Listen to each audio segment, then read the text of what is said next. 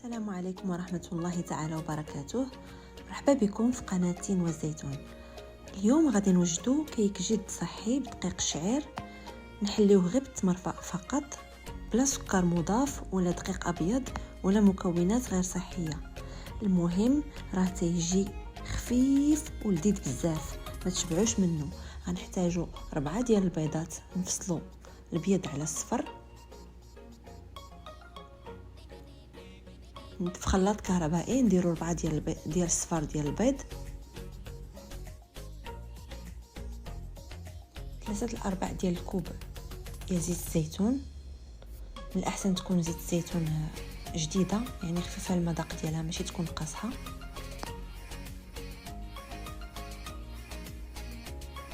و3 ديال عصير البرتقال، يعني عصير الليمون.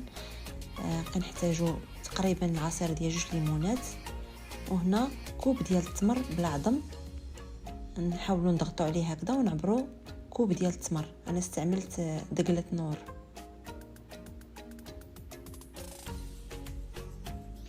وهادو دوك الليمونات اللي البرتقالات اللي عصرنا، هذه القشره ديالهم حكيتهم واستعملت القشره ديالهم.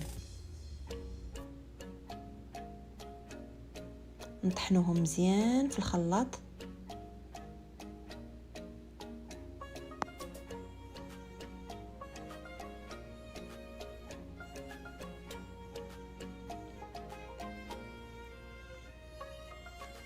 وغادي نفرغوهم في الاناء، وما غادي نضيفوش عليه دابا الدقيق ديال الشعير حتى من بعد، لان الا ضفنا الدقيق ديال الشعير غيقصح.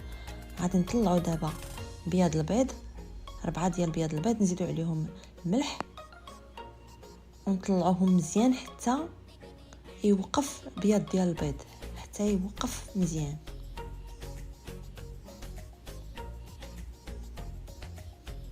هانتوما كما كتشوفوا لاصق في الدراب.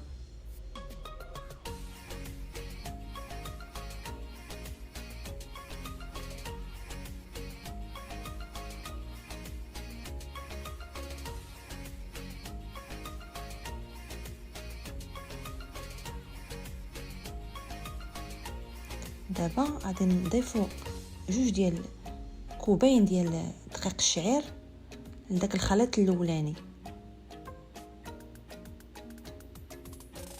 غادي نحركوه مزيان، نخلطوه حتى ما يبقاش لنا يبان لينا داك اللون الابيض وصافي، لان كيتقال دغيا. كتعرفوا الدقيق ديال الشعير كيشرب بحال الدقيق ديال الشوفان، كيشربوا بزاف.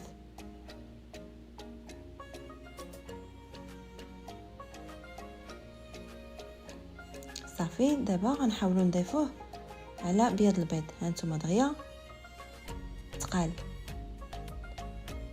شي باش كنسربيو دغيا كنضيفوه على بياض البيض، نحاولوا ندخلوا فيه داك بياض البيض كامل غير بشويه، لان هاد الطريقه هذه هي اللي غتخليها تهوى لينا ديك الكيك وما يجيش مدقص وثقيل وقاصح. المهم نبقاو هكذا غير بشويه من التحت للفوق، هكذا نحركو غير بشويه وندخلوا داك بياض البيض، والهواء اللي فيه يدخل لينا ينسجم مع داك الخليط الاولاني ويعطينا خليط مهوي خفيف. باش كما كتعرفوا دقيق الشعير كيكون دائما اي عجينه ديال الشعير الخبز ولا هذا كتجي ثقيله ومدقصه، الا ما كانتش شي تقنيه اخرى اللي غادي تخليها تكون خفيفه. هنا استعملنا بياض البيض نطلع بحال هكذا، هو اللي غيهون لنا هاد العجينه هذه. ولكن لابد نزيدوا شي حاجه اللي غتقدر تعاون في عوض الخميره ديال الحلوه. استعملنا هنايا معلقه صغيره ديال بيكربونات الصودا. هاد الكيك هذه درنا فيها غير معلقه صغيره ديال بيكربونات الصودا.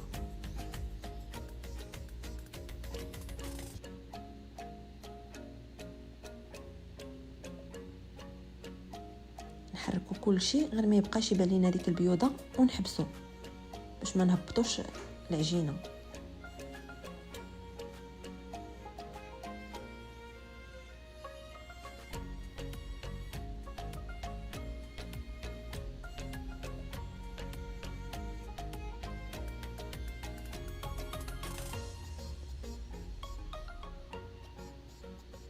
صافي دابا غنضيفوا ديك المعلقه صغيره ديال معلقه صغيره عامره ديال الخميره، ديال ماشي الخميره الحلوه، ديال البيكين صودا يعني بيكربونات الصوديوم،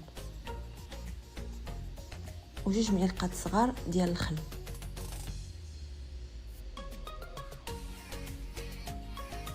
نعطيوهم هكذا غير تحريكه خفيفه، يدخلوا دوك المكونات بيناتهم وتفاعل ديك البيكين صودا.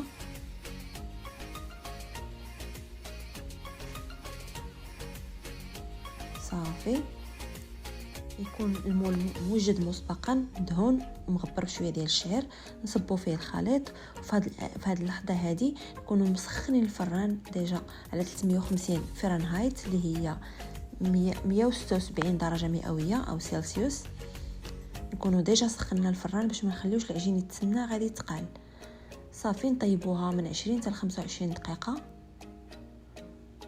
او على حسب الفران ديالكم حتى تحمر، او منين ديروا داك العويد جربوها ملي كيخرج داك العويد ناشف صافي راه طابت. المهم كل واحد وعلى حسب الفرن ديالو. صافي، نزولوها من الاناء ونخليوها ترتاح واحد 10 ديال الدقائق غير تدفى، ما تبقاش سخونه بزاف. وندهنوها بشويه ديال العسل.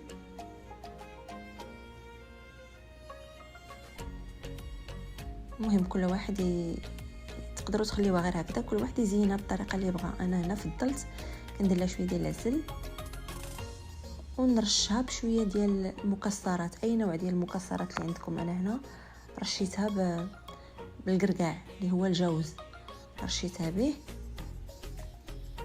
صافي،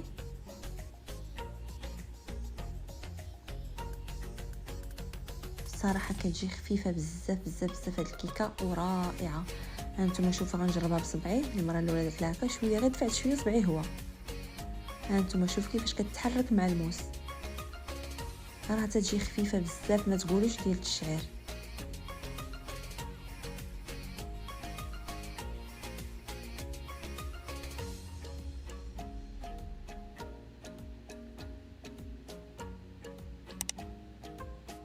هانتوما نشوفوها كي دايره من داخل، ما مدقصه ما معجنه ما والو.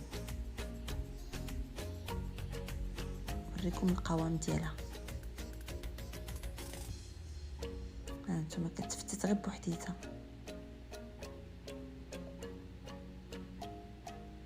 وما نقول لكمش المذاق ديالها خطير خطير خطير خطير. وديك النسمه ديال الليمون، ديال قشره الليمون، جربوها ما غاديش تندموا، بصحتكم وراحتكم.